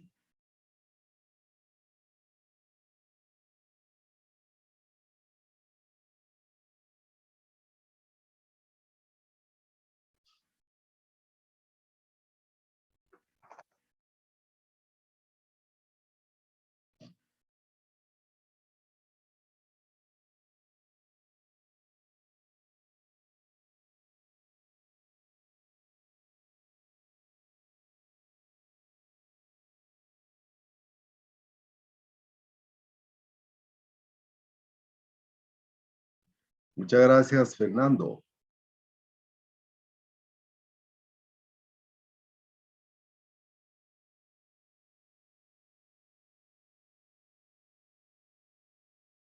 Muchas gracias, Fernando.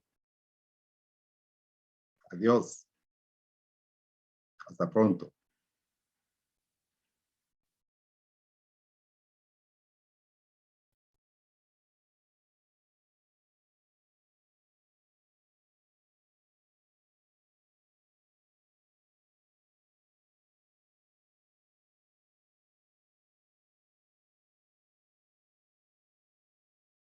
No te escucho.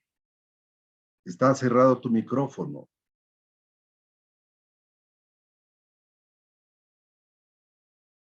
Está cerrado tu micrófono.